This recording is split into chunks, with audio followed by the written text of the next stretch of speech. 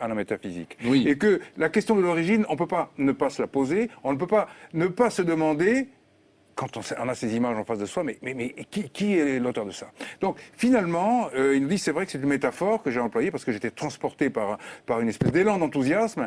Cette métaphore m'a valu quelques ennuis auprès de la communauté scientifique, mais aujourd'hui je ne la renie pas, au contraire, j'ai très souvent répété que finalement, il faut frapper les esprits avec quelque chose qui est encore plus frappant. C'est-à-dire, en fait, une image qui permette de il y a autre chose, c'est que finalement, il entre dans le sillage d'une grande tradition chez les grands scientifiques. Par exemple, Einstein.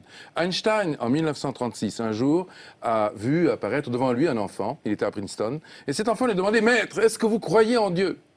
Et Einstein lui a dit « Je ne te réponds pas tout de suite, mais donne-moi ton adresse. » Et il lui a écrit une lettre. Une semaine plus tard, l'enfant reçoit cette lettre, et je me souviens par cœur de ce qu'il a écrit. Donc voici ce qu'il a dit en 1936. « Tous ceux qui sont sérieusement impliqués dans la science finiront par comprendre un jour qu'un esprit se manifeste dans les lois de l'univers, un esprit immensément supérieur à celui de l'homme. » Donc ça veut dire que quelqu'un a craqué l'allumette du Big Bang. Exactement. Et ce quelqu'un, c'est Dieu. Alors, ça pose la question. Ça pose la question. Parce que, voilà, d'ailleurs, à propos de l'allumette, le grand Stephen Hawking pose une belle question. Il dit, mais qui donc a mis le feu aux équations? C'est vrai, qui a mis le feu aux équations? On constate deux choses quand on regarde le Big Bang. Et ceux qui aujourd'hui, avec le satellite Planck, et hier avec le satellite Kobe, donc c'était George Smoot en 90, tous ceux qui ont contemplé cette première lumière se posent la question. Il y a un immense torrent d'énergie qui se déverse dans le vide, qui se déverse dans le néant au moment du Big Bang. Mais d'où vient cette énergie? C'est la première question. Et deuxième question, on voit qu'à ce moment-là, tout est extrêmement bien réglé. Les grandes constantes de la physique sont déjà là. Il y a à peu près une vingtaine de chiffres qui sont là. Si on change un seul chiffre à la 20e décimale, tout s'arrête. L'univers ne peut pas naître, évidemment, il ne peut pas engendrer la vie. Donc, il y a quelque chose qui a réglé les choses. Un code cosmologique. Exactement. C'est le grand apport de votre livre, Le visage de Dieu, de même qu'un être humain a un code ADN, eh bien, il y a un code cosmologique qui a régi tout ça. Voilà. Et ce code cosmologique, ne peut pas être le fruit du hasard. Mais non. C'est exactement ce que nous disons. Lorsque Stephen Hawking, que tout le monde connaît, se demande « Mais qui a donc mis le feu aux équations ?» il présuppose que les équations sont déjà là au moment où on craque l'allumette. Et nous disons exactement la même chose. Nous disons, et ça c'est en fait, nous avons passé à peu près 10 ans à réfléchir et à travailler sur ces questions-là au travers de nos thèses, une thèse en mathématiques pour Eshka et en physique théorique pour moi. Nous sommes allés au fond de cette question.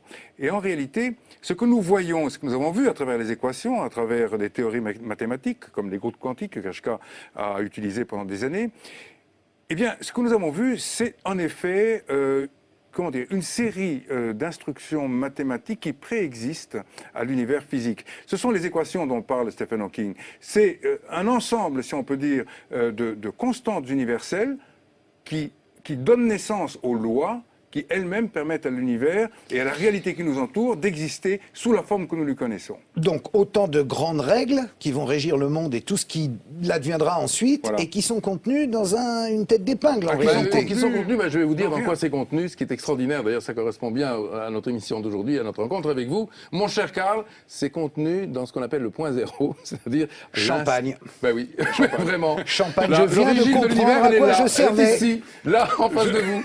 Il l'a toujours su. Il l'a toujours su. Je le savais, mais vous avez un détracteur qui dit le fait qu'il y ait il s'appelle Christian Nietschlem, et il dit le fait qu'il y ait un commencement n'implique pas forcément l'existence d'une divinité créatrice. La mécanique quantique nous montre qu'à partir de rien, il peut parfaitement apparaître quelque chose. Alors là aussi, je m'étais dit, j'en suis un exemple vivant. Non, là, on est complètement pas d'accord avec cette... non. Alors que dit ce monsieur?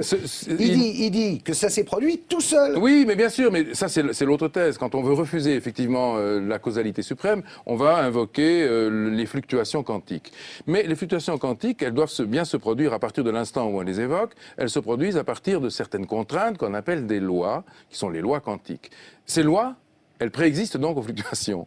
Et la grande question qui se pose, oui d'accord, admettons qu'il y ait des fluctuations, mais qui a écrit les lois de la fluctuation? Voilà, c'est tout. À partir du moment où on ne peut pas répondre à la deuxième question, eh bien, on est renvoyé de nouveau à la conclusion qu'il y a quelque chose qui est effectivement de l'ordre de la transcendance. Alors vous vous êtes fait des copains, le Vatican, qui dit une interprétation acceptable de la création biblique. Ça rassure quand même. En même temps, moi je croyais, en ayant lu la Bible, que Dieu avait créé l'homme à son image, pas une tête d'épingle qui grossit et fait un univers.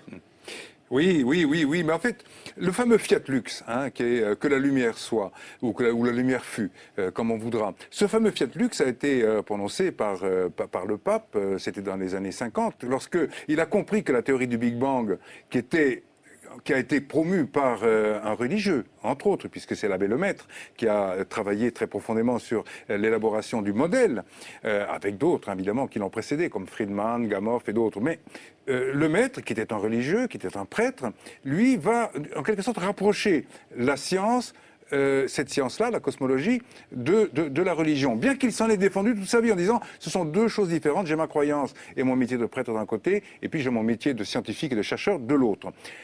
Mais en revanche, donc le pape Pie XI, non c'était Pie XII, s'est précipité d'une certaine manière sur cette découverte en disant Fiat Lux, la lumière a jailli, et à partir de là, il a conforté la théorie du Big Bang en disant c'est la théorie la plus compatible, si on peut dire, avec la croyance religieuse, parce qu'elle implique l'existence d'un créateur à l'origine. Mais ça ne dit pas quel est le sens de tout ça. Même si Dieu a été au départ de tout, ça ne dit pas ce qu'on fait là et à quoi on sert. Ce qui est extraordinaire, c'est que finalement, dans l'ensemble des lois dont on a parlé tout à l'heure, dans ces écritures qui sont de type mathématique, dans ce code, vous avez évoqué l'idée d'un code cosmologique qui est là. Ah bah ça, c'est vous qui apportez ça. Oui, alors effectivement, c'est nous qui l'avons effectivement, le code entre guillemets, je l'ignorais jusqu'à la découverte du visage de Dieu. Oui, c'est vrai. Mais ce code cosmologique, j'ai pas perdu ma journée. Il contient... c'est important. Il contient beaucoup de choses. Il contient l'univers tout entier. Et si on considère que l'idée d'un code est valide, c'est une hypothèse, elle est effectivement probablement plus intéressante et probablement plus robuste que d'autres hypothèses. Vous savez que la concurrence immédiate est donnée à ce qu'on appelle la théorie des univers multiples, où on aurait une infinité d'univers, et dans une infinité d'univers, il y en a bien un dans lequel... Les multivers. Les multivers, exactement. Mais bravo. J'ai bossé les gars, vous rigolez quoi. Bien travaillé. Dans le multivers, il y a effectivement une possibilité pour que notre formule apparaisse, mais il y en a d'autres qui sont légèrement voisines, donc etc. l'univers est dans l'ensemble complètement livré au hasard. Mais ça veut dire aussi qu'il y a des milliards de Bogdanov dans des tas d'autres univers. Oui ou pas. Peut-être même y a-t-il des planètes où il n'y a que des Bogdanov. Oui, absolument. Peut-être. Il y a peut-être 0-0 aussi. Ah, ça serait une sorte de cousin. C'est un cousin, une exactement. Sorte de 0-0-1. Mais pour revenir à la question que vous avez posée, à savoir à quoi ça sert tout ça. Ben oui.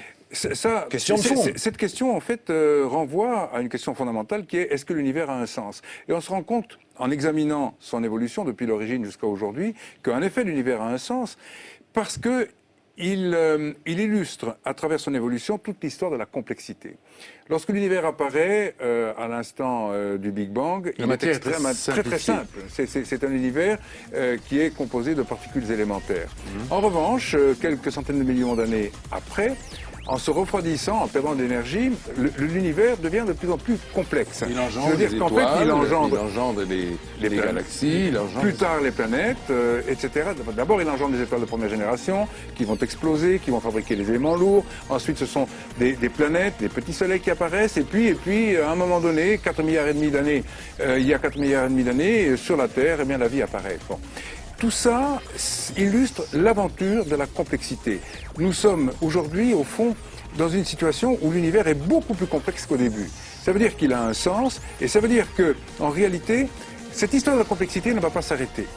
Ça veut dire qu'à chaque instant... de constater cette complexité qui augmente et cette transformation d'une matière élémentaire et désorganisée en quelque chose de plus en plus organisé. Et tout ceci en regardant à l'origine une information qui est, elle, infiniment riche, infiniment symétrique, en quelque sorte, et harmonique. Voilà. C'est-à-dire qu'en réalité, l'univers, dans toute sa longue histoire, va accomplir l'information du départ. C'est-à-dire qu'en fait, d'une certaine manière, l'univers va se spiritualiser. C'est exactement ce qui nous arrive à nous dans la vie de tous les jours. C'est-à-dire qu'aujourd'hui, le Carl Zero que j'ai en face de moi est beaucoup plus informé, beaucoup plus spiritualisé d'une certaine manière que le Carl Zero bébé, qui ne savait pas parler, qui ne savait Igor, rien. je te le confirme, mais nous devons rendre l'antenne.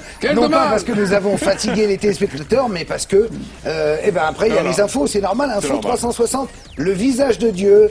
c'est la 3 ou la 4, je ne sais pas, je fais la 4. Un livre absolument formidable à lire d'urgence, c'est à la fois poétique et en même temps très informé, vous l'avez vu. Et simple.